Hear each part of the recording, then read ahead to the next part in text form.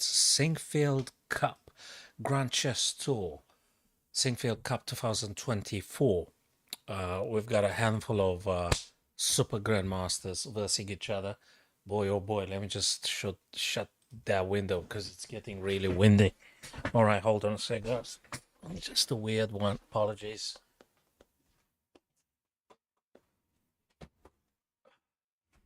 Way too windy. Way too windy this evening. All right. It disturbs the stream. A quarter past 7. So, my chess friends, we are going to be covering the classical clashes. Let me just show you who's playing whom this evening. First round, August the 19th, 2024. We're going to have Fabi with Ali Reza. We're going to have Prague versing Nordibek, Nepomniachtchi MVL. Dingley Ren, the current world chess champion, will be playing against Gukesh Domarajo. And we're going to have Wesley battling Anish Giri. And if I read the format correctly, it's going to be like a classical time control. So I really aim to do at least 60 minutes, my friends. So it is so dependable on your presence, the length of my stream this evening in this first round here. Actually, the consists of 3 rapid and blitz events and 2 classical events. So what format are we talking about this evening? Is it classical, I wonder, this evening? Oh, yeah, 10 players, single round robin. So you're going to play that guy once. Time control, 120 minutes. That means 2 hours. 2 hours. And boy, this guy's going to hit midnight again. And half an hour after you go past the 40 move, right? Oh, no. Time control is 2 hours for the entirety of the game. You've got 30-second increment per move.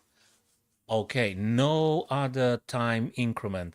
That's it. It's 120 minutes. That's like 2 hours, 30 seconds with each move you play. They get 30-second increment per move. Fabulous stuff. Absolutely fabulous stuff. And just to give us like a starter, we are going to actually see in the first round Dingley Ren with white battling Gukesh with the black pieces. And they later on in the year, I don't know, is it September, October? When exactly that is? Later on this year, they will actually be facing each other again for the World Chess Championship. So that's amazing. Thanks for visiting either on TikTok, either on Twitch, YouTube, Facebook. What other platforms I'm using? Oh, yeah, and Kick.com, of course. Welcome, my friends. So get your beverages, sit down comfortably in your, I don't know, reclining chair, couch, bed, etc. As per usual, we're not going to make use of the engines or evaluation gauge during the live games, but very super sparingly every now and then when things go completely crazy and very, very complicated in terms of complexity, we might be using for some confirmation the software. But until then, we're going to rely on ourselves. That's what I like it the most to do. I think it's the best stuff for everybody. Now, this has been announced for 7 p.m. Now it's like 18 minutes past 7 GMT, and no piece has been moved just yet. And they're going to be a very nice, very exciting and challenging round. They're going to be doing classical time control. I mean, 120 minutes. That's 2 hours and 30 seconds increment. So you can't say you didn't have time to think about what you're going to play, so to speak. It's more than available time here. So they're supposed to be starting. Probably we should be doing a puzzle before actually these guys start playing. You could tell me, guys, who you're rooting for, who you want to win in this Sinquefield Cup 2024. Uh, who's your favorite chess player? Who do you hope for to win? Who did you bet your money on, so to speak? I hope you didn't do that, right?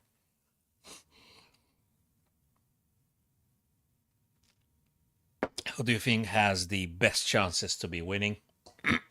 And you know what I like about this evening game in between Ding Liren and Gukesh? It's like they give you like a taste, like a flavor for what is to come later on this year. Oh, that's just great. Can hardly wait to seeing these guys playing. So, guys, it is almost 20 past 7. They were supposed to be starting 20 minutes ago. I can't see anything. No piece had been moved. I'm going to go and do a quick puzzle because I have nobody here. I mean, I have no player already starting and stuff. Probably there's someone does some statements or some presenters talk about different things like welcome, greetings, this and that. We're very proud to announce this and that, and this and that, like the normal formal introductions and things. So let's go with a quick puzzle. And we're going to be back. We're definitely going to be doing the Sinquefield Cup first round. Okay, so we do a puzzle, right? And what it seems to me, just very quickly at first glance, is that we do have a rook and we also have a queen. I don't know in what order exactly, but it has to do with the H file for sure. Should I take the knight with the rook? Should I play queen to h5 firstly? Should I do something else? Should I do knight g6? Asking for a fresh. Should I do knight g6? I don't know. They are complex. Beyond 2800, they do get a little bit funny. So, guys, you're more than welcome to type in your suggestions here. What exactly shall we do, my friends? Regardless of the platforms you're watching the stream, thank you. I'm grateful for your presence, guys. Again, it's gonna be human raw commentary on the Sinquefield Cup first round today, 19th of August. 2024. So the heck are we doing here? If we do this, we're threatening checkmate in one, right? Black could reply potentially with bishop to h6, right? Because otherwise it's just game over. So they're going to do bishop to h6. What do we do next? I don't know. Do we do like bishop takes f7? Because queen h5 attacks 3 times on f7 as well. So do we do bishop? Then if rook takes, what do I take with? With the queen probably. King goes in a corner, then some knight g6. That makes sense. So in the minute actually white plays here queen to h5, and not just I'm threatening some checkmate, either h7 or h8, so to speak, but also I'm having triple attack on f7. So that can't be very bad, right? Okay, I'm going to go queen h5 because I can't find anything better. I don't think rook h1 to h7 is going to do anything. So I'm just going to play queen. I'm lucky. But it's not over. Because black came up with bishop c8 to bishop f5. Defending h7. So you can't take the knight, can you? Unless you want to do funny stuff. Already. Probably bishop takes f7. Let me think. Bishop takes f7, right? King can't take. So bishop takes f7, rook takes, queen takes. Check. King goes in a corner, knight g6, but there is a bishop. Bishop takes, queen takes. This guy is pinned. That looks cool. That looks cool. So you can't take the knight, right? Because the bishop takes you and stuff. So, but you could take on f7. We got triple attack on f7. Bishop takes f7. Rook takes, queen takes. King goes in a corner, knight g6. Bishop takes, queen takes. Does that work? I think it should work. I don't see anything else. I'm sorry, I don't see anything else. I don't think it's knight f7 or something because you're going to drop the bishop on d5. So you got to take with the bishop now. Please tell me I'm correct. Yes, sir. Again, we're not taking with the knight. It's now forcing enough. Black's going to play all sorts of checks and things, and It's not going to be good. But queen, check. Thank you very much. Now, let me just think. What do we do here, mister? Let me think. Can we do rook takes, actually? Rook takes h7. King takes. And then what? Queen plays check. King goes g8. I didn't do nothing. I didn't do nothing. Like, no. It's knight g6. Knight g6, bishop takes, queen takes. You're going to get a little bit checked, right? Is it deadly? Let me think. Knight g6, bishop takes, queen takes, queen check, queen takes, rook takes. I've got what? I've got 2 rooks. Hold on a sec. Something's fishy here. It's not done. No, it's not. No. Rook takes, king takes, queen takes f5. Sorry, folks. Oh, come on. Right at the very end. Are you serious? So what was the thing then? Was it knight g6? It wasn't knight g6 either. So what the hell was it then? Am I supposed to do something like, oh no, I'm taking the bishop and then I'm threatening this fork? Ridiculous. Taking the bishop, threatening everything. Most and foremost, the checkmate. Back to the event, guys. Back to the event, Sinquefield Cup. Let's go to what we said we're going to do this evening. And let me see the games. Have they started? No, they haven't. They haven't started. There you go. That was supposed to be starting 25 minutes ago. I think I've started the stream myself like when? 5 minutes? 10 minutes ago? There's nothing moving. The format, guys, let me remind you, if you didn't know, but probably you did know, but just for the newcomers, the format of this round, first round of the Sinquefield Cup is 2 hours for the entirety of the game and 30 seconds increment with each move you play.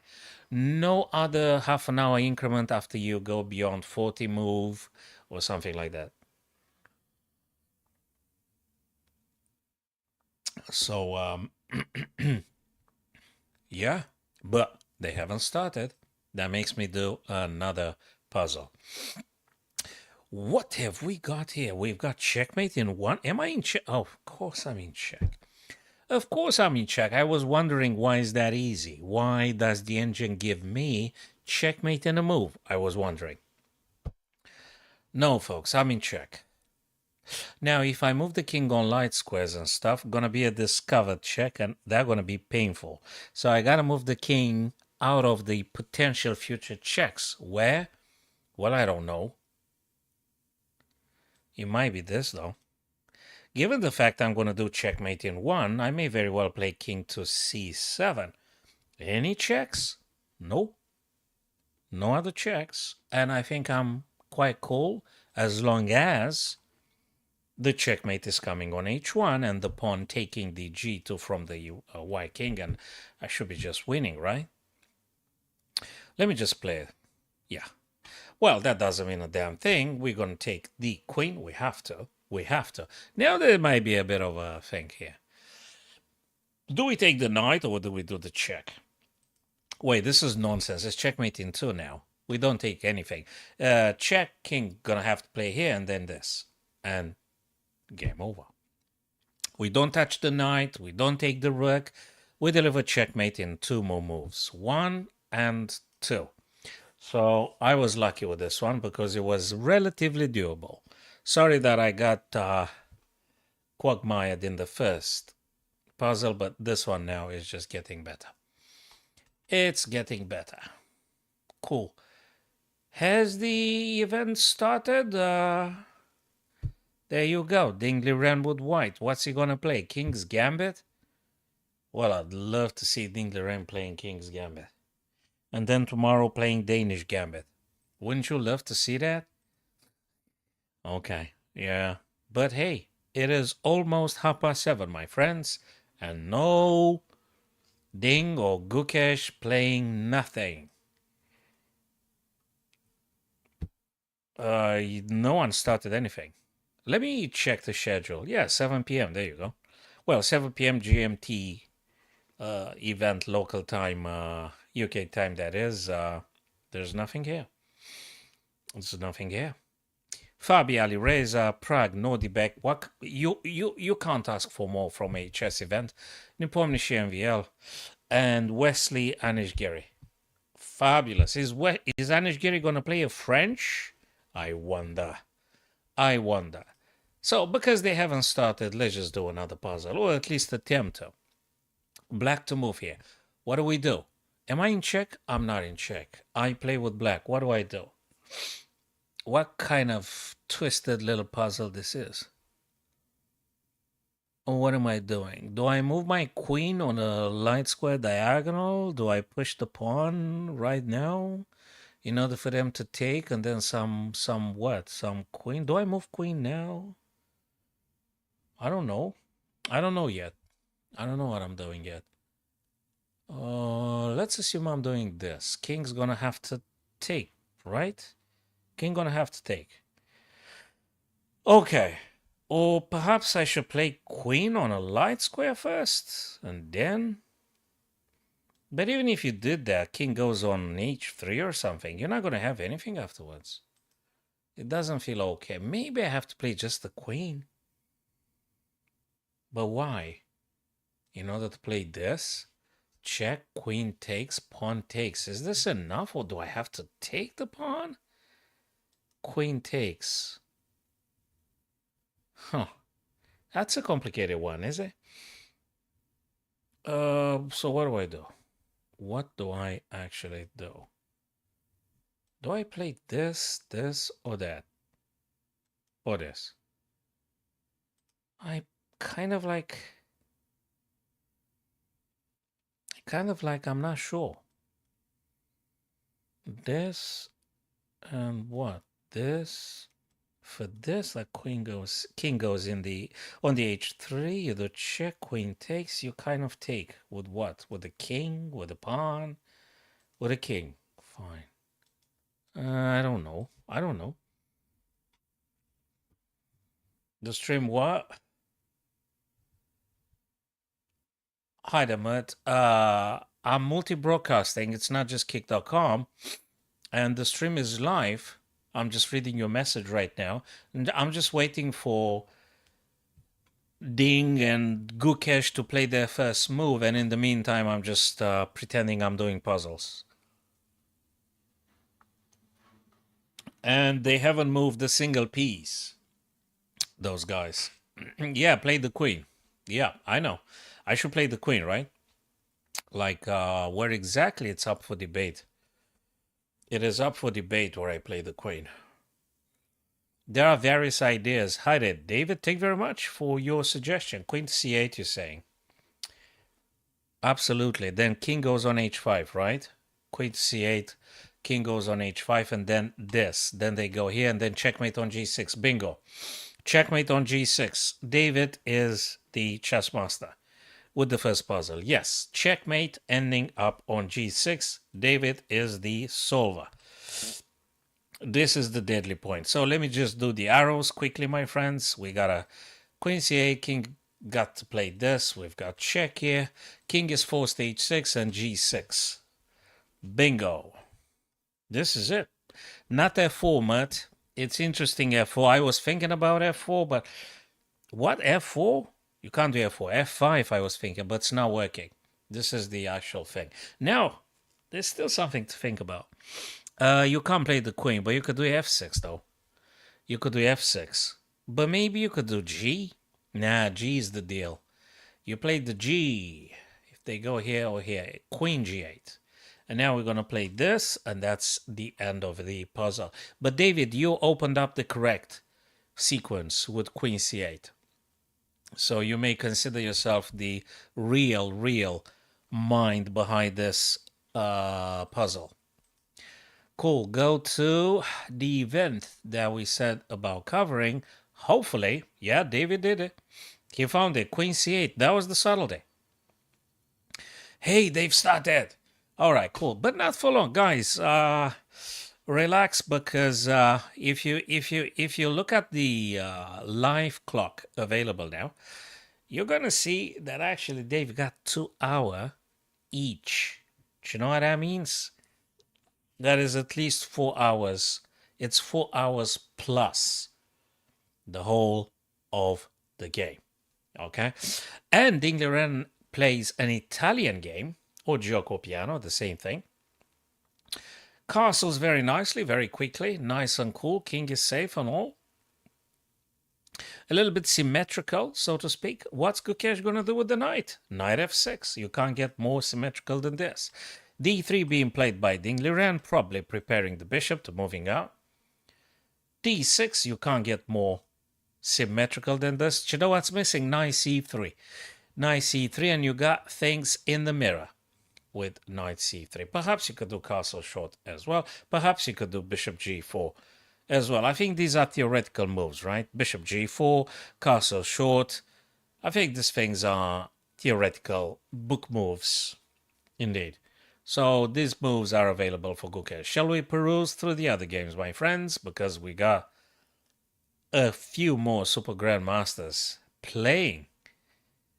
And yeah, I think we're going to visit all the games. So we've got a Gioco Piano here, Dingliren with Gukesh. Let me go to the first board, Fabi, white, Alireza, black. Hey, Gioco Piano again.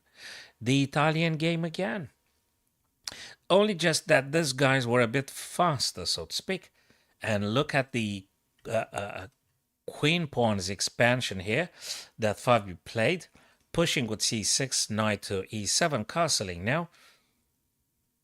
Black plays either g6, knight g6, or castle short, right? Or bishop g4.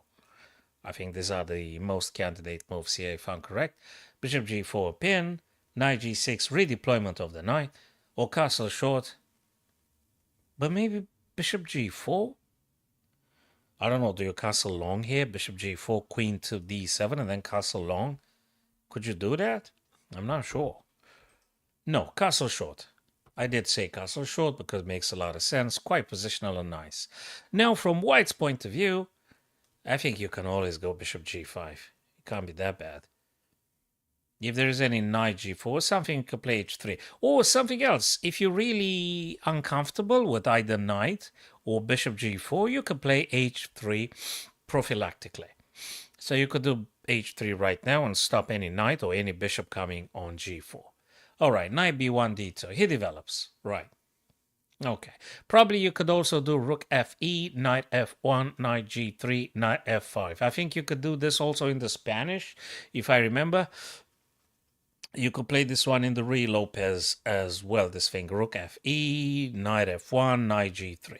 And similarly, black played knight g6. You got it, guys, for potentially knight to f4. Enormous pressure on the king side by that knight. And if you want to consider the bishop on h6 and the bishop on c8 currently doesn't really do big stuff. But anyway, it's good to keep that guy in mind. He pushed d3 to d4, already challenging the center. Already challenging the center. Hasn't developed the bishop on c1 yet, neither of them. That's looking promising. Shall we go to another game? And we're going to be revisiting Praga Nordibek here. Praga Nordibek. Petrov's defense here. Hey, are we going to see a castle long for these players? Prague.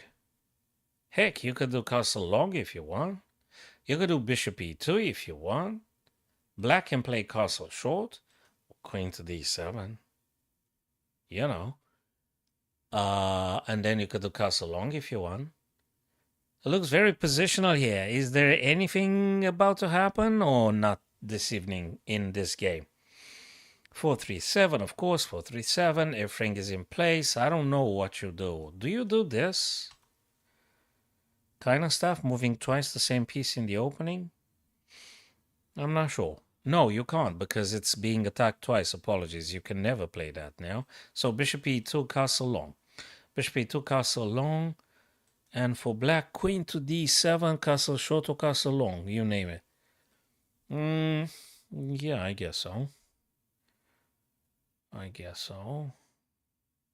If you do castle long, of course, you can throw H, then G and stuff. I guess you could do that. Makes sense. But let's see. We'll take it step by step. Plenty of time. 2 hours each. Oh boy, that's a lot of time. Ja, nie pomnishi MVL here. Okay. Bishop d7. The last move played, breaking up the pin. Knight is no longer pinned.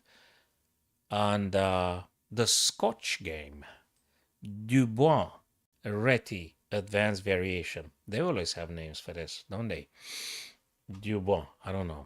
Okay, it doesn't matter. Sounds French to me.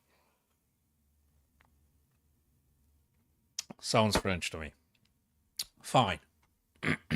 Whose turn is it? Не помнишь. What he doing now? What's he doing now? Well, this guy kind of like hanging, right? The e5. Are you gonna start doing trades? Takes, takes, and takes, and takes. Do you do that? Or do you do castle short? Well, you're gonna kind of like drop that pawn. Knight takes e5, bishop takes, knight takes. You just lost the pawn, right? So I guess you sort of like either play knight f3 or you start trading pieces. Knight takes, bishop takes, pawn takes. Okay, double pawns on the c file. And then you castle short. I'm pretty sure he got a very good, very sound available move now in Pomnishi. But he's taking his time, 2 hours available each, mind you, guys. So that means 4 hours plus for these guys. A lot of time, my friends. So that is Nepo MVL. Gukesh Ding. We've done it. And we're going to be, moving through the games as the evening goes on and they keep playing. The English opening, Agincourt defense. Okay. That looks interesting. Wesley Anish. I like it. Love the fianchettos. Always loving the fianchettos. Oops. I've got a nice diagonal here. Hey, man, I'm missing the diagonals. So we got a b2. Bishop. Concerning. Now, if black were to push, I wanted the pawn down. I'm going to invite another diagonal here. I mean, you're kind of like shutting off this diagonal, but you're opening up the other diagonal. I don't know. Do you play e3 here? Do you play d3, e3? What do you play? You also have to find a spot for the knight. So how do you go with the knight? You can't do knight c3 because they're going to push, and you can't go here because you're going to lose it. So that makes me think you got to push the D and E. I'm not playing the English opening very often. I'm just trying to make sense of what these guys are doing. So wondering now if it's D3 or E3, or you could go more courageously with D4. Could you? Could you? Thank you. That looks very good. That looks really, really very good. Do they smell nice and all? So. Okay. Folks around here have cooked some cookies. Hopefully they're going to be saving some. If not, then hey, I was unlucky. That's really smelling good. Nice one. Nice one. Okay. So I think we're looking at either E or D pawn going forwards. Thank you. One of these guys will be moving up the board. And then we might see later on rook fe1, right? That's what happens in this kind of things. And you're going to have some knight bd2 perhaps. And Anish Giri needs to find the right place for the bishop on c8. How do you get that guy to play? Probably going to play b6, bishop b7. Or, I don't know, do you play queen c7? Then you're going to what? You're going to try push this pawn and then get the bishop out like this? That's so many questions. Anyway, Wesley now to decide what to play. Going back. Oh, I don't need to go back. I think I've got a list on the... Let me show you. I think I've got... Yeah, there you go. The list is here. As soon as you press the event, you have displayed... Apologies. You have displayed the games here, and you can just pick it up. Left click on the game. So using chess.com this evening, Yesterday was the other platform. Now it's chess.com. We're going to be alternating them as per usual. So what did the guys do here? Wait a minute. Let me just go back to the arrows I did. C3, preparing D4. In principle. A5. Rook fe1, always the move you want to play. And probably it's the wiser thing to play this. And then you push d4 because e4 is not hanging, so to speak. And by the way, you're just placing the rook exactly where the king is. So rook fe1 makes a lot of sense. Castles. h3 prophylactically now. h3 is one of those things that doesn't allow black to play bishop or knight. Quite important thing. I think it makes sense. And I guess black's going to play h6 as well. Black going to do this as well, h6. I mean, it makes sense for them to want to play this. So there's no knight or bishop pinning the knight. So it makes sense, h6 here. I think it's getting quite positional now. Very, very positional and predictable up to a point. If everything was predictable, they wouldn't even play anymore because you can't have loss, right? So, yeah, h6 makes sense. And back to board one. What did they do?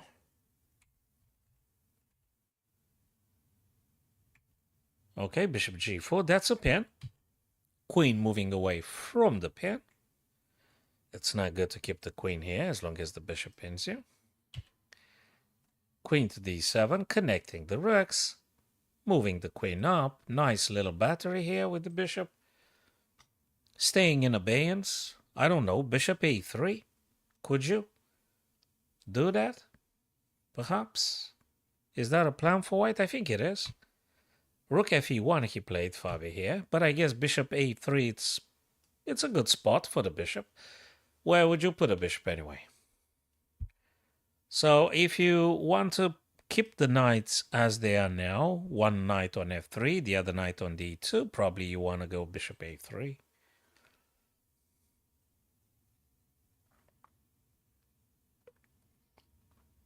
Probably. Prague and Nordbeck. Castle long. And the last time I was here, I drew these arrows. And as you can see, I've predicted some bishop e2 or castle long, h3, g4 ideas later on in the game, and queen d7 for black. And white had played castle long, which even to me made sense. And black's to do stuff now. So yeah, I got one move Prague played because he was very, very, very predictable, so to speak.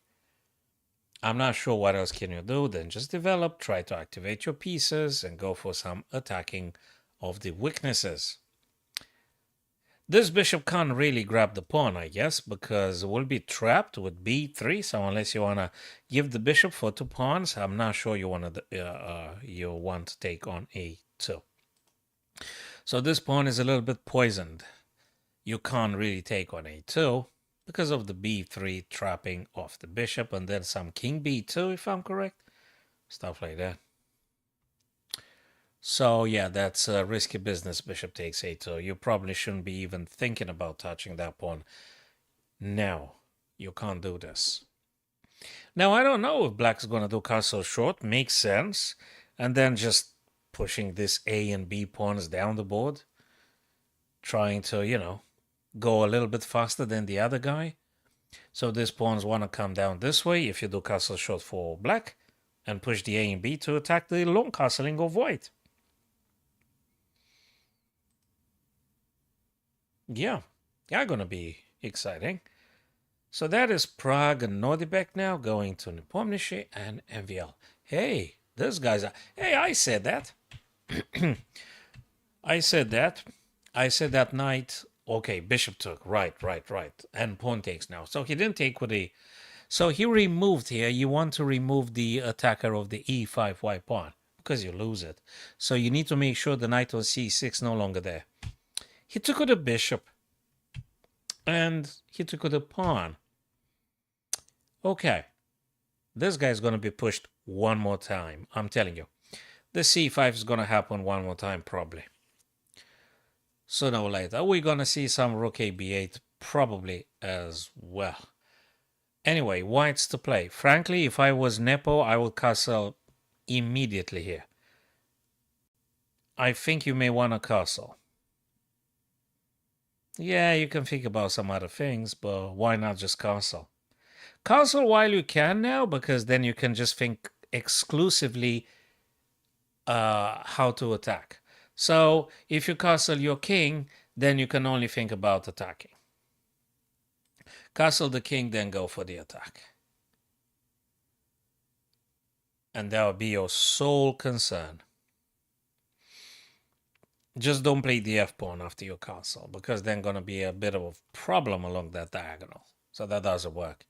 But castle the king, I think, makes sense. It really does make sense. Then, you know something? I'm just thinking now, because you got a pawn on e5. Couldn't you try some e6? But I'm not sure when. 4-3-7, 4-3-7. Should you do this kind of stuff like e6 now or after castling? Is that even conceivable here? So you're pushing e6, right? If bishop takes, knight takes, pawn takes, those guys will be weak for the remainder of the game. If you get my ideas, guys. If you castle now, I think it's good stuff. But then perhaps maybe you think about sacrificing a pawn on e6.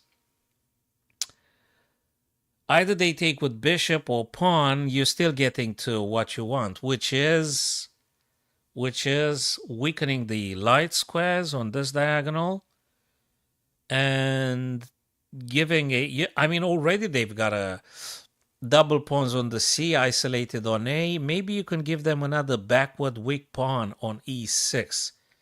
Is this compensating for the fact you've given a pawn? Just wonder. Or you want to do slightly differently. Oh, thank you very much. That looks interesting. Is it good taste or something? Yeah? Okay. Should I show it to the webcam or no? No? No. Okay, I can't show it to you because the person that did it advised me not to. Apologize. So, David, you said about castle short, that looks best. Yeah, that's what I think. That's what I think. So before you try any adventurous e6, which probably you could think about that one. That would have been great in the bullet or blitz. But this is... you know, David, when you do chess at this super high level, the highest on the planet, and when you know the other guy is as strong as hell and he got 2 hours to play, you kind of don't want to mess it up. You know what I mean? I mean, you've got so much time. Whatever you play, it's got to be really, really thought through. You really have to choose the good stuff. Because the other guy is going to execute you if you mess about with nonsense. And my question, genuine question to you, my friends, would be, is e6, after castle short for white, is e6 white pawn justified? Is it justified as a pawn sacrifice in order to give more weaknesses to black? Or it's an incredibly bad idea? Considering maybe after e6 grabs your pawn, they can always push it one more time and they attack you and they get a lot of space. So probably it's a bad idea. I mean, at least in this scenario with castle short and then whatever, bishop e7 you push and they take. Probably not the best one. Because actually you're opening up the f for them and you give them the pawn and you give them the space. So I think I can conclude probably it's a bad idea. Oh yes, David, that's why I'm covering this event now, because these guys are indeed some of the best chess players on the planet right now, and I guess, you know, chess fans on the planet actually do want to and enjoy seeing these guys doing their best chess. And it's classical chess. Yeah, I mean 2 hours each. That's pretty much like forever. Forever, I mean until the midnight, right? That's what I mean by forever chess. Just up to midnight. Lol. So that is Nepo MVL. Hey, let's go to the Dingley Ran now. Playing Gukesh. This guy's going to play later on in the year for the World Chess Championship. So now they're just getting to feel each other and see how they do stuff. That's a psychological meeting as well in between Ding and Gukesh. They're going to play later on. Okay, what have we got here? Whose turn is it? Ding's. So he played h3 prophylactically, therefore no knight or bishop going to make it on g4. Ding, on the other hand, do you know what I find interesting here? He got like 1 hour 59 minutes, whereas Gukesh had spent some time. He got 1 hour 47. Like, he spent like 15 minutes more than Dingley ran to get himself in this position. Yeah, and he's about to make some double pawns here if white decides, if Ding decides to trade off the knight on c6, black gonna take back and having double pawns on the c file. And also an isolated pawn on a5. Is it good enough justification for taking c6? You tell me, guys, what you think. And also Ding needs to figure out how to get the bishop and the knight in the game. Probably bishop g5, that would be a pin. And probably some knight bd2 after bishop g5. And if there's any h6, you're going to go as per normal h4. Bishop e3, it's an interesting, I'm not sure if that's a theoretical. Thank you, my friend Nocturnal. So bishop e3, you opposing this sniper here. I got to tell you something. Amongst all the black pieces, the most annoying and the most dangerous is the bishop on a7. This is actually the big headache for white. So actually I'm starting to pay really attention to your idea, Nocturnal. I think bishop e3 opposes that bishop.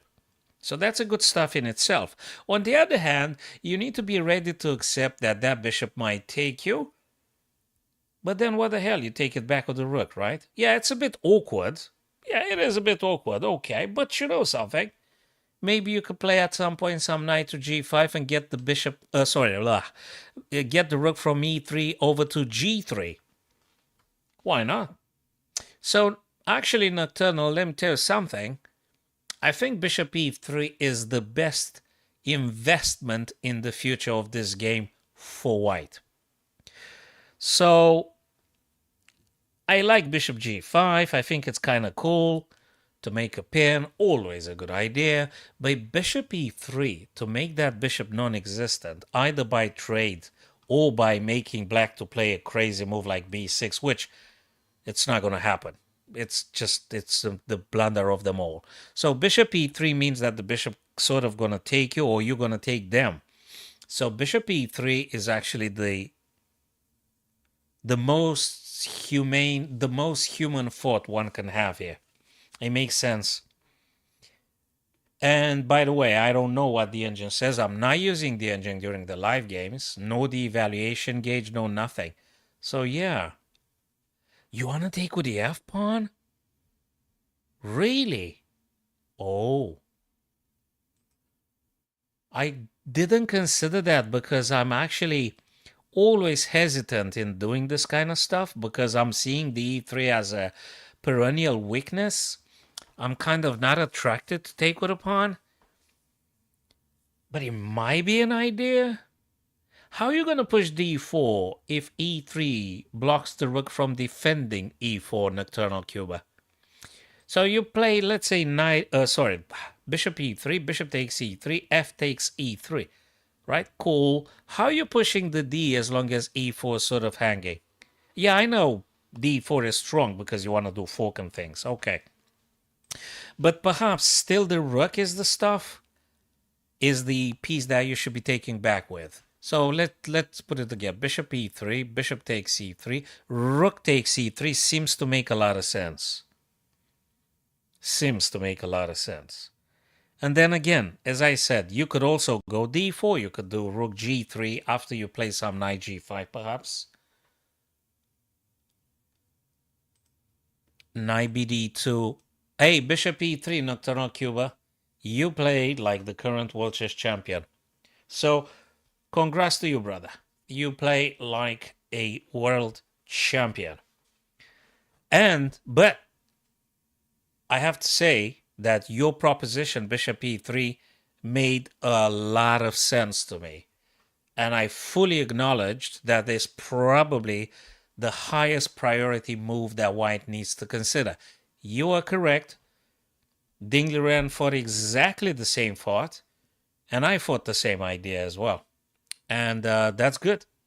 Good. That means that we're recognizing the same principles, and that's cool stuff. That's why I like doing these streams, because you guys are incredibly good seers, and you have marvelous insights. Bishop e3. For all the good reasons we said. And now, I'm curious to see, after bishop takes e3, if white takes with the rook, which I think is the natural thing to do. It's kind of weird to take. I mean, you could take with the pawn if you really want to be completely surprising to your opponent, I mean, but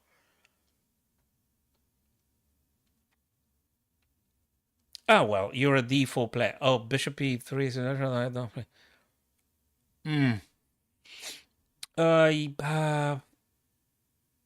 Bishop e3 now seems to have a lot of sense, but I mean, I think black should take.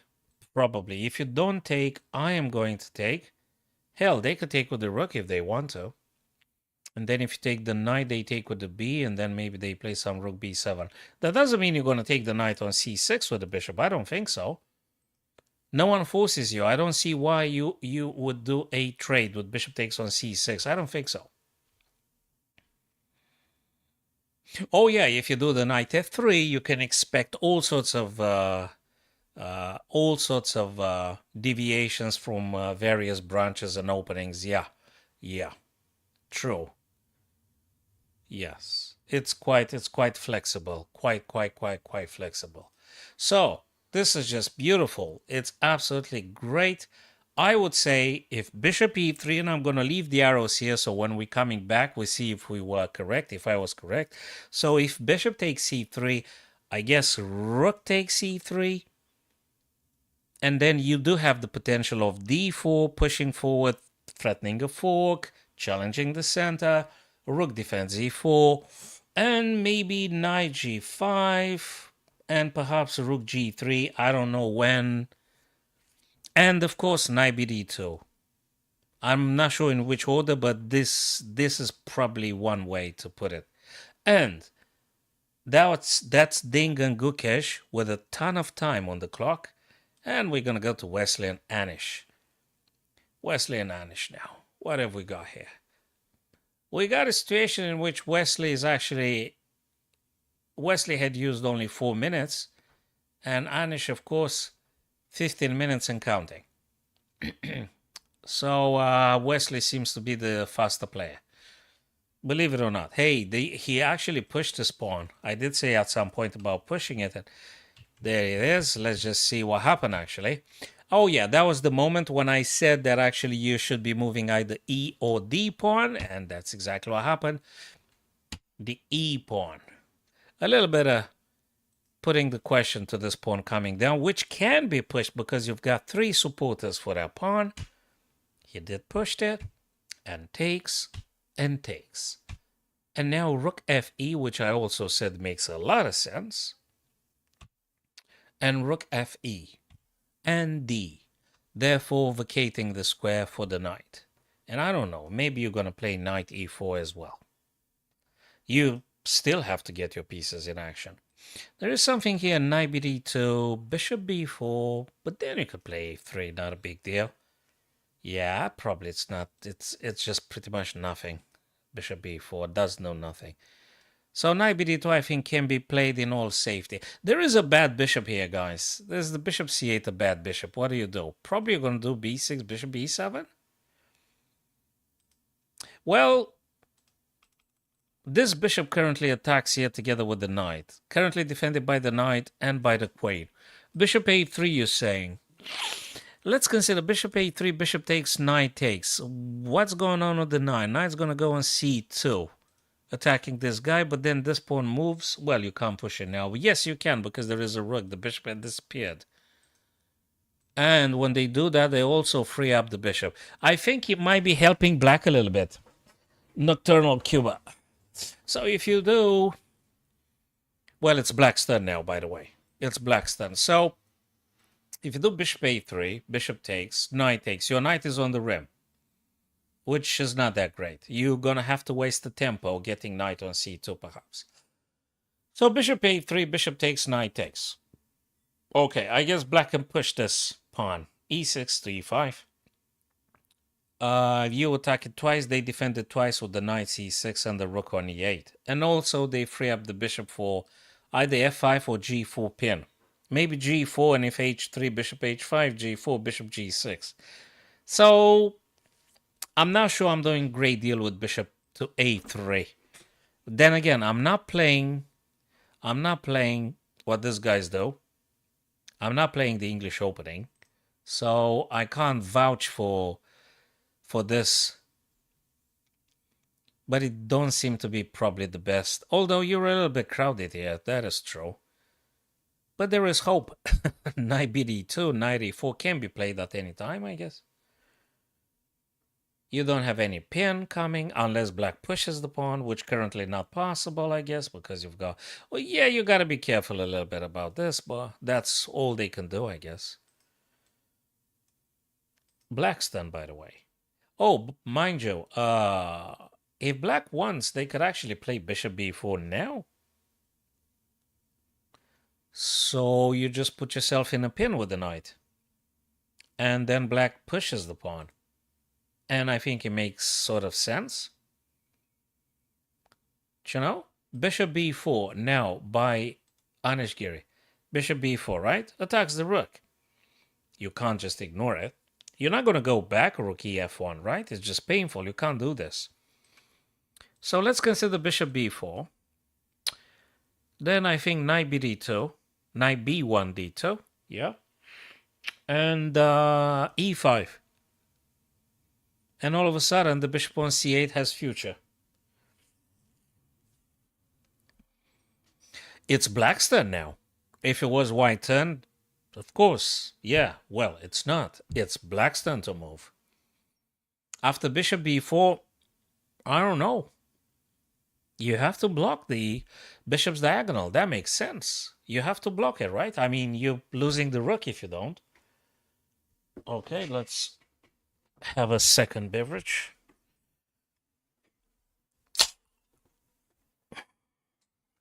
So, bishop b4 makes sense. I'm not playing the English opening, but I think it's a good plan to getting your pieces active, including the bishop on c8.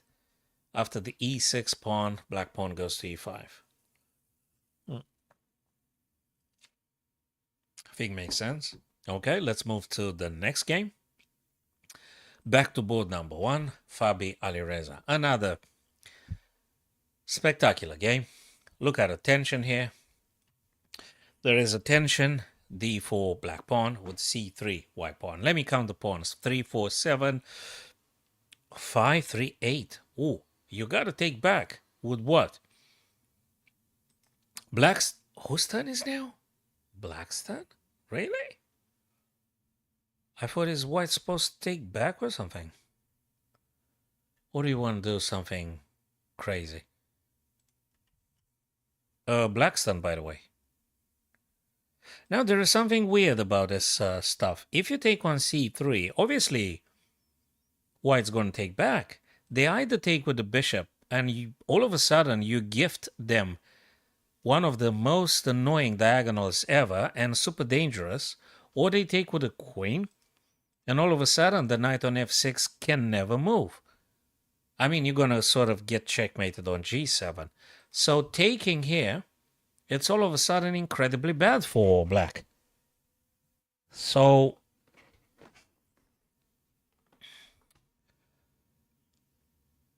yeah, all right. Cheers for the information. The kick.com visitor. Okay. So taking on c3 doesn't seem to be that great for black. I mean, opening up this diagonal for white, either bishop or queen and bishop battery, is not okay. It's not okay. And because there is h3, you can't play any knight to work together with the bishop and attack whatever, f2 or things.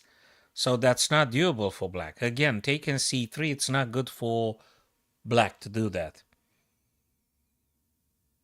It could be d3 just pushing the pawn. You give the pawn back. And white's going to have to take with what? Bishop or queen? Probably with the queen. And you still need to have a few tempi to get the bishop out of the pawn's way to moving c3 to c4 in order to get yourself a diagonal. And in the meantime, I don't think black's going to sit and wait. So Alireza are going to come up with some counterplay. So probably d3. Yeah, so Nocturnal Cuba, I would say, yeah, d3 sort of makes sense. Under no circumstance taking on c3. You shouldn't take on c3 with black. I mean, I think that's, at least I can understand that. It doesn't look at all okay to take. So rather d3 being pushed, yeah. I think so. Totally. Alireza, next one, guys. That's Fabi Alireza, Prague Nordibek. What did the guys do here? So castle long and a6. Huh. Okay, I wouldn't expect a6 now. Is that a theoretical approach? Okay, that's a multifacets. It's a multi-purpose thing, a6. a6, at the first glance, stops queen b5 and any possible pawn for the time being.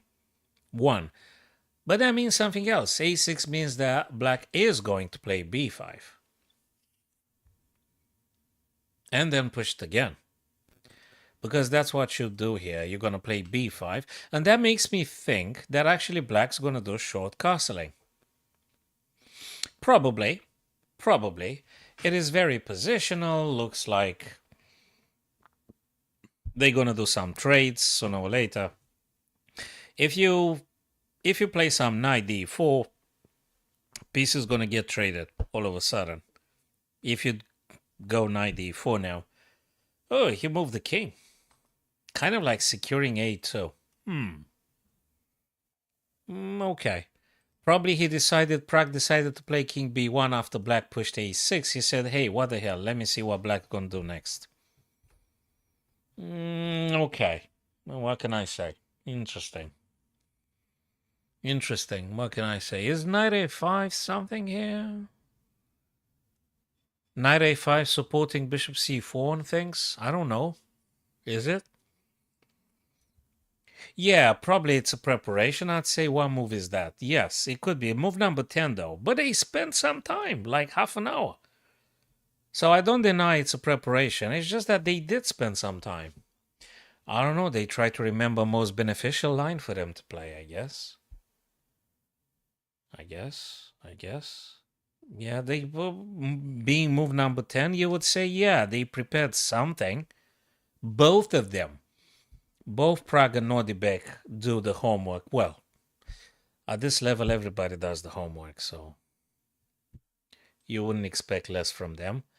Prague, Nordibek. Let's move to the board number 3, where is Nepo versus MVR. I think this game is more alive than the others. I like this advanced white pawn on e5. And boy, Nepo spent half an hour already. He already spent half an hour. Move number 13. 14 move now for white to do. And he already spent half an hour. I think I just bloody castle and just castle. I don't know what else. Is he calculating that nonsense that I said about e6? If you want to make sure it's not a terrible, terrible blunder. Does he want to play something else? I mean, what's something else? What's something else? Yeah, there is a little bit of frustration coming with the c5 move, but I guess you can drop knight f3. Yeah, that's exactly what black is going to play sooner or later. They're going to be playing c6. MVL, that is, going to push that pawn, c6 to c5. Well, you could go knight f3, I guess, which might be another pin. I mean, like a pin. So do you go knight b3 then? Or knight e2? But you can't stop the pin with bishop g4. I don't know. So do you castle or do you play h3 here? What do you do with white? Move number 14. Is Nepo trying to remember the opening theory now? Or try to figure out on the go?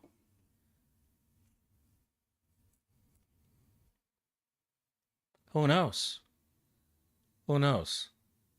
Okay, let me just do this. h3 for white, castle short as well. What else is here? What else is here? This move seems to be a bit too not okay. Perhaps you just give up on too much to play this nonsense. I don't know. Yeah, maybe. Yeah, I don't know. I really don't know what Nepo's supposed to be playing. I guess you could play these two, castle short and h3. Probably castle short. But maybe he got something. Yeah, yeah. All right. I've just shown that one. Let's have another quick look here. It is Nordibek's turn. And I guess he could castle short if he wants to. For instance, so he could play queen to d7 or castle short. Or maybe queen d7 in order to not showing Prague if you want to go long or short castling. I think long castling is a bit risky because of this guy. So probably want to do short castling. Yeah, so this is Prague white and Nordibek black. I assume you rooting for Pragnananda. Okay. But you know something? Let's see also Dingley Ren and Gukesh. That's another interesting game taking place right now. And let me just go back a bit. Hey, I was discussing with Nocturnal Cuba about this position. He actually anticipated bishop e3 and then black took. So we evaluated correctly, so to speak. I mean, in the same principle like these players. Rook takes e3. I'm happy that actually he took with the rook, which made a lot of sense to me. My friends, rook takes e3 makes a lot of sense to me. I mean, you have the potential for rook g3. So rook e3, you preserve the pawn structure as well, and all your guys are happy and connected. You got a big pawn island, and everyone's connected and stuff. So everything's cool for white's pawn structure here. And you can dream about pushing d4 as well. So knight e7 by white. I get, sorry, by black. I guess Gukesh want to go g6 and f4. Probably. And also some c6. Never a bad idea to shut off this bishop, because if you don't shut off the bishop, you can't play rook fe8. Yeah. So guys, if you came via YouTube, you may just very well, subscribe to my YouTube channel, so you guys are notified when I move live. Cheers for that.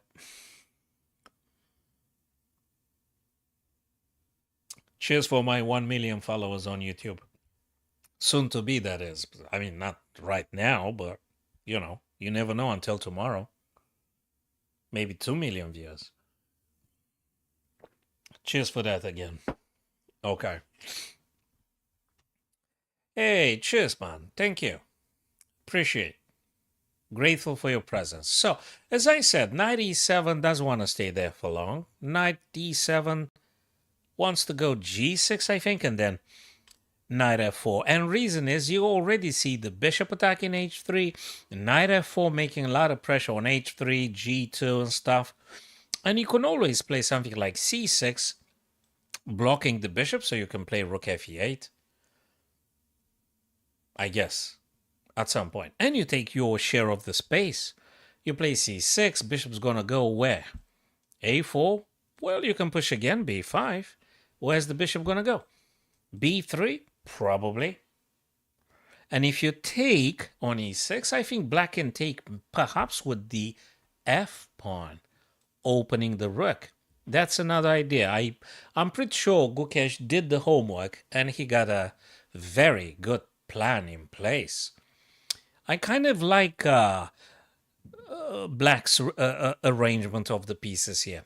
And these two guys, needless to say, guys, Ding Liren, the current World Chess Champion, will play against Gukesh later on. I mean, for the World Chess Championship. That's what I mean. Okay. So that's a lot of yellow paint and red paint, and I'm going to put some blue every now and then. And that's awesome. I think these are the primary colors, right? Red, yellow, and blue. Okay, these are the primary colors, so-called. All right, cool stuff. Back now to, well, it's like eternal circling here. I mean, yeah, we're just moving back and forth again. Wesley and Anish. Ooh, a5 he played. There's got to be something he prepared, right? I was thinking about bishop b4, the move that actually really does ask quite the question. What do? You give me the rook or what? He didn't play bishop b4. My FIDE 2 years ago in a rapid in Golders Green, when I played that rapid somewhere in West London, was 1752. That was like 2 years ago. If you ask about a FIDE. If you ask about the Lee Chess or Chess.com, the rapid is 2200, if that helps with any sort of referencing. And my blitz is 2000, going up and down every day, I wanted to say. So bishop e4 seems to be a stuff here to do, but he didn't. He played a5. I guess you want to push again. a4. And I guess he wants to push again, to force the bishop going completely passive, back on the back rank. That is very good indeed. Congrats to you, and hopefully you're gonna double your FIDE rating. That's very good.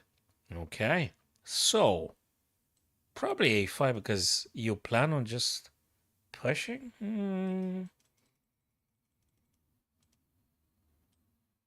There is something with this. He did spend some time, though. He spent like 20 minutes plus. I'm just sharing everything I can understand with my friends online. That's what I'm doing. I'm enjoying actually the game. I'm enjoying watching the game, communicating my thoughts, discussing with you. That is very good. You're board 1. And you're not bored, right? You're just board number 1, but you're definitely not a board player. You're board number 1. That is very good. So knight to e5, played now by white. Knight to e5. And that means it's a revealing of the bishop's diagonal. So if you accept the knight, well, obviously, white's going to take back straight away. With rook e1 takes e5, that's for sure. But also the bishop on g2 becomes very optimistic. And you won't be able to push the B pawn anytime soon, so to speak, unless you waste a couple of tempi with rook B8 and things, right? So actually, White now, Wesley actually moved twice the same piece in the opening, but I think it's justified. Knight e5. I think it's justified. He didn't yet play the knight on b1 anywhere, like a3 or d2. He didn't. He moved the knight. Knight f3 to e5. Interesting.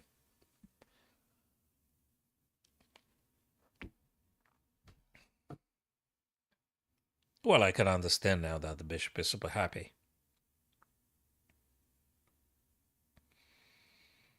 At least for now. Oh, and there is another subtlety here. We were discussing at some point, if you remember, Nocturnal Cuba and the rest of you, my friends, we're discussing about a bishop b4. I mean, like a few moves ago, two moves ago, I think. Bishop b4, knight bd2, and e5 being pushed so that the bishop on c8 becomes active. We did discuss about this. But after knight e5, how is black going to enact this idea?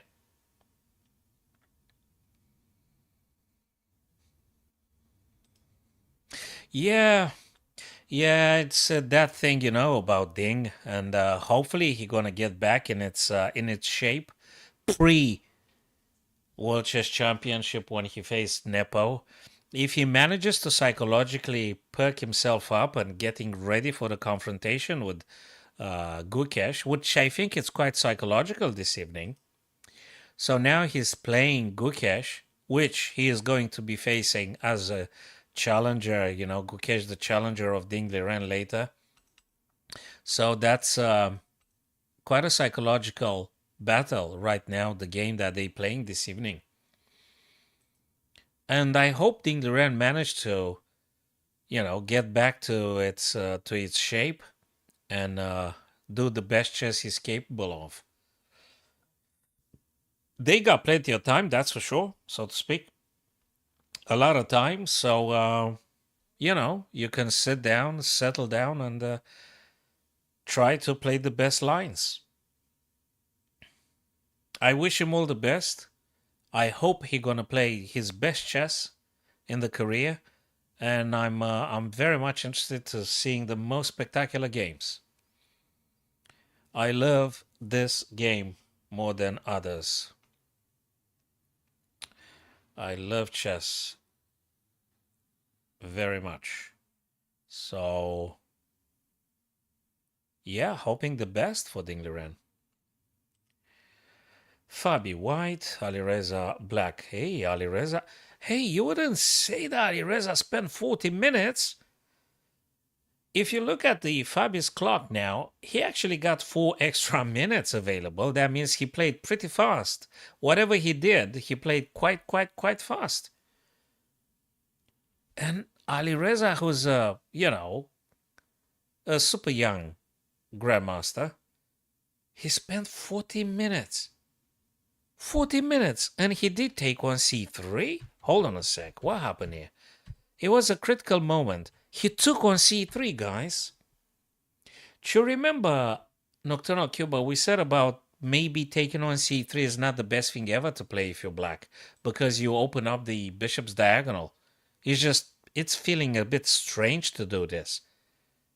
Perhaps d3 would have been better. We concluded. He took on c3. And now bishop takes on c3. I mean, if that's not scary, I don't know what is. I mean, this is just something. This is a battery. And there is another bishop. It's not like... It's the bishop pair looking to your king. I don't know. Okay, knight to e5. At least attacking this guy and asking the knight on f3 what you're gonna do. But still feels a little bit insufficient. Assuming you take, wouldn't you just get a rook as soon as possible on the d file? Claiming the d file as well? What's going on here? I mean, what's going on here? And there you go, Fabi took. I didn't know what he did. I was just saying. Sorry, I'm gonna stay a bit, just maybe like 20. Oh, okay. Yeah, you can. That's fine. I gotta do this. Right, so knight took on e5. I didn't know what he played, but... So pawn took now. And I can understand the normal thing is to just get a rook on the d file or something, and he just did it. Rook a d1. What? Queen moved away from the rook. Okay. So what's the plan for black? Rook d3, because obviously he wants to probably get a rook battery here. No, that's not it. Rook d3 means something else. Rook d3 means you want to go rook over to g3 or f3. We can debate on this. So rook d3 wants to go rook f3. That's where he want to go. Rook d1, d3, rook d3, f3, looking towards f7 together with the bishop and sort of defending f2 if you had an issue. Maybe some queen to c5, you see. Threatening something. I mean, like bishop c4 and a little bit f2, which is currently sort of defended. So rook d3 for various reasons, I guess. Which one is it? You tell me which one is it. Who am I rooting for? I just hope Dingley Wren gets better and better. I don't know. I hope he gets better and better and he proves himself. Once again. Okay, rook d3. Probably rook f3, rook g3 or something. Yeah, I think so.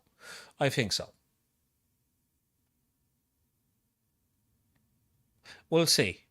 I sort of like what Fabi did here. And Fabi got like 2 hours and 4 minutes. And Alireza didn't move a damn thing. And he's like 1 hour 16 minutes. You wouldn't say that, right? Alireza to think so long. And took on c3? Yeah, and Fabi did exactly what I was thinking I would do if I had the white pieces.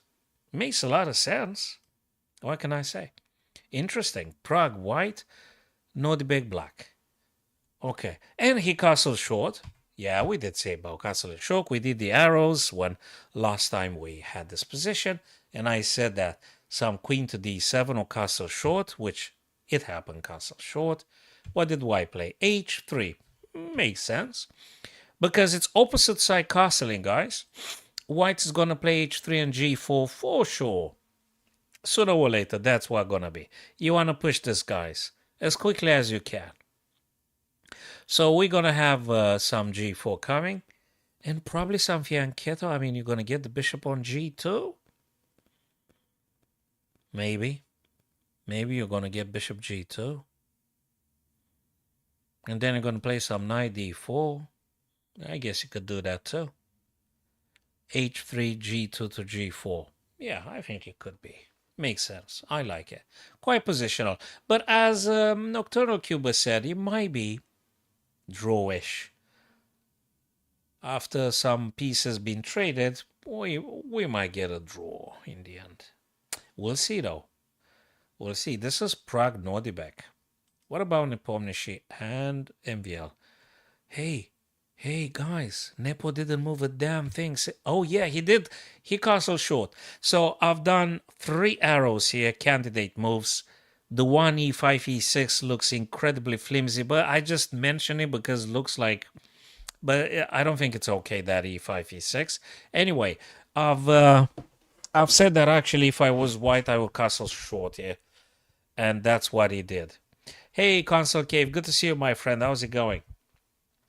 So castle short indeed makes a lot of sense.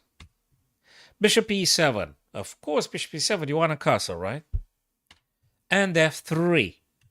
That comes at a cost. It is an attacking move. But it comes at a cost. And the median long-term cost would be bishop c5, and actually this diagonal, and the white king is a bit vulnerable on the dark squares. So that is the cost for white, pushing f-pawn. That's the thing. Now, I think we could say that f3 is a forcing move and the black knight has to move. That's not if. They will move the black knight. Unless you want to hit back with c5. I don't know. Can you play c5 here? Yeah, you haven't castled your king though. So before you do this kind of things, you better make sure the king is nice and safe, so to speak, castle. So I don't know about c5. I think you move knight. I don't know, c5, knight c5, or knight g5, and then knight e6 or something. I'm not sure. I'm not sure. But black had played already because the clock ticks for Nepo. Knight c5 you did. So I'm covering all the moves. I'm not using the software because I want to see if I can think the same thoughts like this super guys playing chess. So f4 now, claiming more space on the king side. Hey, Nepo actually figured out quite a nice positional idea. He took a lot of space. He is going to play knight f3 sooner or later. He's going to play knight f3. c6 is a bit of a weakness, currently defended by the bishop, but knights attacks it like forever. And I think Nepo is not going to stop to f4. I think Nepo is going to push the f4 to f5. Especially if black castle's short, white's going to do f5 and then f6. Of course you're going to do that. He might even forget about playing knight c3 just for the sake of pushing f5 and f6. Now this is getting serious and beautiful at the same time. After f5, hell, you could go with either f6 or e6. Which one is it? You tell me. But f4, f5 also opens up this bishop. You pushing f6 and you're making it a mess here. Now that starts looking promising for Nepo. That's good. It's going to get nice and sharp. I love it. I like it. I really do like it. Well, he kind of spent 1 hour almost. Nepo spent like 1 hour or something. That's quite a lot of time. Well, he's gonna accelerate as the game progresses. So, Ding and Gukesh now, my friends. Ding and Gukesh. What did the boys do here? 97. D4. We did say about D4. Of course, makes a lot of sense in the Gioco piano. As in the Ruy Lopez, you've got that white pawn structure with C3, D4. Knight G6, I did say that. I said knight E7, G6 to getting to F4 and increased pressure on this guy together with the bishop. You attack H3 and G2. More pressure on those weak points now, because if you get knight f4, that's cool. It's not working g3 in no circumstance because you're going to drop the pawn on h3. This is a disaster. I don't know if you're pushing the pawn now or not. Or you take. I don't know which one is it. If you push it, you force sort of the bishop back, right? Then you're going to play some c's. No, would you? Well, it's just exactly the questions that are time consuming. I don't know if you push or you play knight b2. Knight b2, you push the pawn, you take, what do you do? Oh, is that a preparation thing, man? Bishop f1? Okay, we did say at some point that black will do some c6, b5. So you may just very well play the bishop on f1, protecting this weak diagonal, the h3 and g2 squares, because you know knight f4 is going to come anyway. So why not play bishop f1 right now? So that makes sense. That makes sense. I like it. It does make sense. Yes, I think I like it. And it makes sense. I like it because it makes sense. If it didn't make sense, I wouldn't play chess at all. I like it because it makes sense in the end. And the person that sees more actually wins. So that's why I like chess, because I like thinking. First thing first, I love thinking. And I love what makes sense. I love clarity. And I'm enjoying the ideas. That's why I do a lot of chess. I love this game very much. So Gukesh's turn now to play here. black's the move. So knight f4 makes a lot of sense, I guess. Let me say hello again to my TikTokers. Okay. And to the other friends on YouTube or kick.com or Twitch or Facebook. I think these are the 4 platforms we're covering at the minute, multi-broadcasting. That is cool. What is black playing here? Well, you could play knight f4 anytime, and I think you probably kind of should. Well, but after this, can black play... can white push g3? No, he cannot, because you're going to lose h3, right? So you still can't push it. But knight f4 is definitely something frustrating. Like, you know, get a knight so close to the white king, and you're kind of attacking a couple of stuff. But also, that means something else. You no longer have double protection for the pawn on e5. When you play knight f4, you attack these 2 weaknesses, but also you lose the protection for the e5, which white attacks it twice, with a pawn and with the knight. So I think knight f4 kind of like loses the pawn. This is serious stuff. So can I conclude that actually black cannot play knight f4 now? For the reasons I've said, you're losing e5 if you do knight f4. You know, pawn takes, you're going to take back.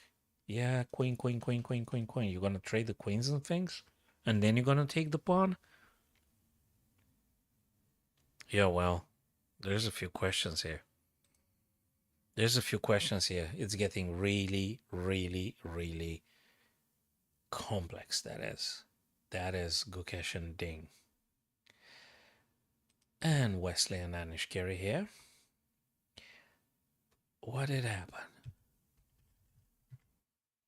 What? 95, knight takes, and rook takes. Exactly. Rook takes. We said that. Bishop now g2. Super, super, super, super happy. Knight to d7. Attacking your rook. You gotta move the rook probably back. Yes. That's the safest. Rook e5, rook e1. You save the rook. You still have to figure out where you get the knight on b1, but it's nice and safer now. And plenty of time for Anish to figure out how to play with the bishop and what to do with the weakness here. You go into the queen c7, I don't know. What do you play here? Also, this pawn is hanging, my friends. So you gotta play the knight? But if you play the knight, where do you move the knight? So you have to defend d4. You can't let that pawn be captured. You could also play e5, I guess. So you don't have to move the knight necessarily. You could just make a pawn advancement like e6 to e5. You protect d4. And potentially you might be able to get the bishop out at some point if you play e6 to e5. Is that working? It comes at a cost if you play e5 though. The d5 is weak, and white can play some bishop at some point here. Yeah. Yeah, we're gonna finalize. Yeah. I got your message previously. Oh. I got your message, so yeah. I was discussing with some other folks in the household here. Right, so you could do the e5 bar.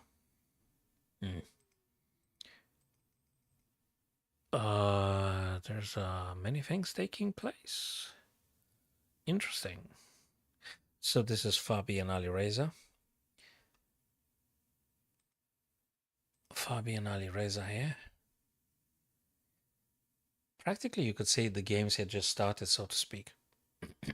I mean, they've been playing for like half an hour, let's say. But there's a lot of taking place here. There's many things happening.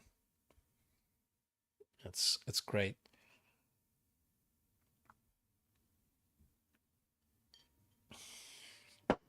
All right. Whoa, whoa, wait. Yeah, sure, you want to get the rooks on open files every single time. So rook e d8 makes a lot of sense. You're challenging the white rook. What you're supposed to do, you give up on the d and go f3 or g3? Because if you play rook e1 to d1, you're sort of like, looks like you're losing the e4 pawn, which is, but that's not all. There could be a check with tempo. And you're going to take that guy, and I'm going to take that guy, and then I'm going to take your knight. Jesus. Did you guys see that? Rook e to d. And if black takes this super poisonous pawn, it's going to be an almighty check on the back rank. Black rook takes, right? White rook takes, queen takes d8, and your knight on e4 is completely vulnerable, which white's going to take with a queen straight away. You just lost a piece. Therefore, game over. So I think you could play in all safety rook e to d1. What do you think, guys? Can you play rook e to d1? Looks to me you kind of can, because e4 can't be touched. I think this is just looking great. Rook e d. You can't touch the pawn. I think you can play it. Well, if I look at the time here, I notice that Fabi had spent only 2 minutes. He could stay 50 minutes now. He could stay until his time shows 109, as per Ali Reza's clock, you know. So you could stay 50 minutes looking here and thinking, well, maybe you don't stay 50 minutes. You just calculate this 2 times, 3 times, 4 times. You look for something, you know. Breathe again and see if you get a revelation or something. Yeah, it makes sense, rook e-d. It does make sense, rook e-d. We'll see about that. It's just really, really fascinating. Prague is here with 1 hour and 29 minutes. Opposite side castling, gonna be a slaughter sooner or later here. And both players boasting the bishop pair. It's a bit of a backward pawn here on d6 for black, but I guess you can always push that guy, if that's a matter for concern. g6, that weakens the dark square, isn't it? The last, well, not quite the last move. Let me show you something. Bishop d3. Oh, he had no choice. You can't push f because this guy is sort of hanging. So he had to play g6. Queen takes. And c6, obviously, because the queen was attacking b7. c6. But now the dark squares are weak. You could put a bishop on h6 and leave it there. He didn't move yet. I think he makes a lot of sense to play bishop h6, claiming the dark squares. And you could eventually push some g4 then. There's many ideas taking place. It's a lot of happening. I think you should take the dark squares. You should take the dark squares whilst you can. That is fascinating. I don't know if you guys agree or not. Hey, Monkey, good to see you, my friend. How's it going? Just reading your messages now.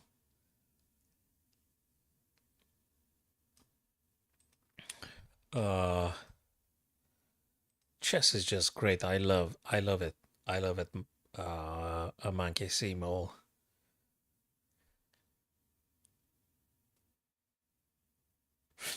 Well, if a newbie gets frustrated with the chess, it's a test for his love and commitment for this game. I mean, if that's demotivating you, it means probably it may not be your game, so to speak. It may not be your thing.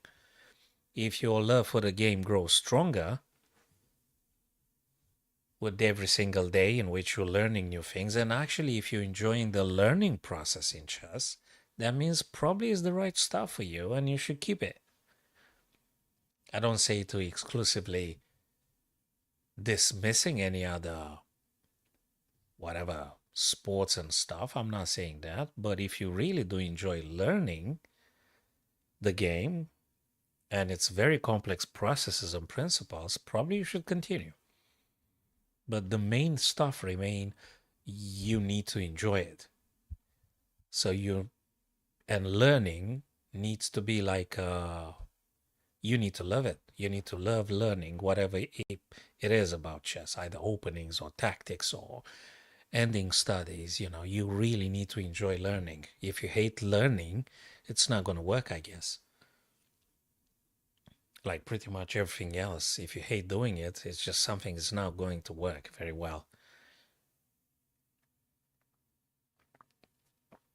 So yeah. Yeah, I guess this move. Take the dark squares. That is Prague, Nordibek, Nepo, MVL. I don't know why I like this game more than the others. I like this idea with the f4 to f5 and then f5 to f6. I just love it. I love that f pawn. I absolutely love it. Castle short by MVL. Boom, f5. Boom, f5. I'm telling you, this guy's going to move. The f pawn is going to move.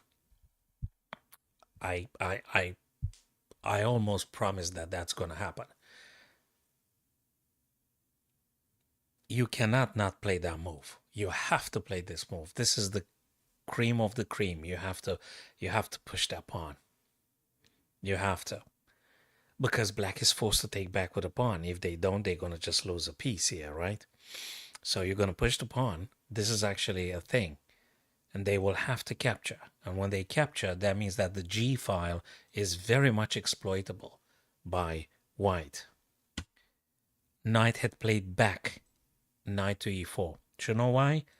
They still want to keep an eye on the f6, which probably is going to get pushed.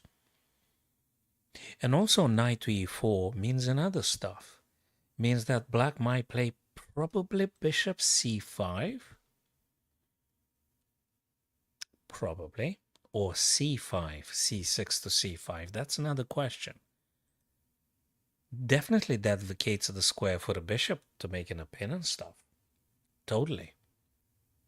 Absolutely. Absolutely. What do you think about this? Hey, that's all right, my friend. It don't matter. I think your English is very functional. That's very good, and I appreciate you being present here with us. That's okay. You're rooting for Prague, I get it. Okay, bishop c5, definitely. But f6 is still something. And knight c3. After all, it's good to develop your guys anyway. Knight c3 looks for getting this knight on e4 gone so you can dilute the protection for the f6 and things. So you get your guys and you develop. Knight c3, a most natural move. Knight b1 to c3. What's not to like about this? Totally. Knight c3. Nothing wrong with this. It's just great. I think this is the most spectacular game. The others are, I don't know, not static, but they're very, very highly positional and things.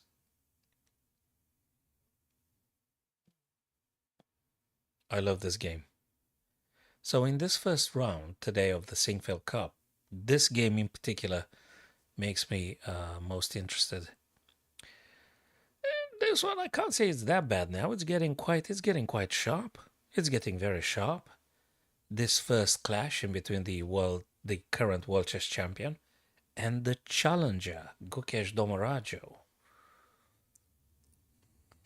What did happen here? Ooh. Gee, what do you take and why? What do you take first and why? My God. What should you start calculating here first? What would you take first and why? My God. If you take this pawn with e4, black might take with the knight. Attacking your rook, you're going to have to waste the tempo. Getting back. and then this pawn might move. I'm not sure. So if you take knight could take, and then you have to waste the tempo moving the rook back. So probably should be discarded. If you take on e, what do you take with? Do you take with a knight or do you take with a pawn? There's a difference. Should you take with a pawn?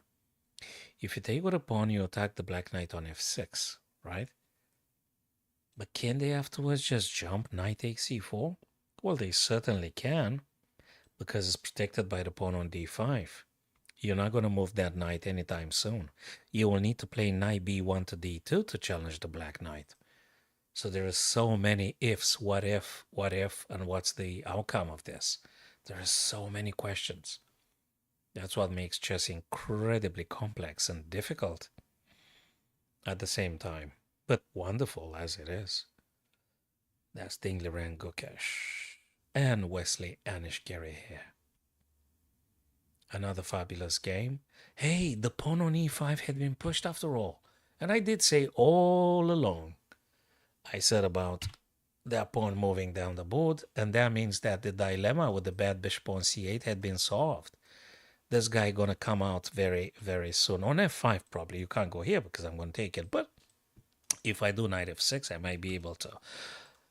But perhaps black needs to play some queen c7, queen b6 first to defend against the bishop takes g2. Then you can play the bishop out.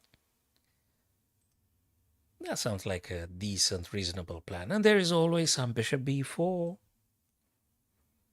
There's so many ideas. Which one to play first? Bishop b4 is an attacking move. Anyway, white's turn to play.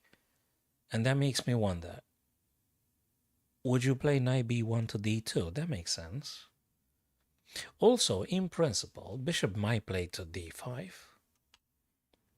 How do you mount pressure on that square? Queen h5? Yeah, but knight f6, gonna stop it all. Knight f6 and bishop b4 for black. Okay, that's just amazing stuff. Beautiful. Guys, we're gonna have to call it a day now. I'm sure tomorrow I'm gonna have 1 million viewers. But anyway, I'm grateful to your presence now, my friends. Enjoy the remainder of the games. I'm going to be watching them myself also this evening, but I'm going to need to stop the stream now for all sorts of reasons here in the household. And I plan to seeing you back tomorrow, folks. Hopefully, if you're returning tomorrow, we're gonna do another 60, 90 minutes, 120 minutes perhaps together, my friends. Thanks very much. Take care of yourselves and see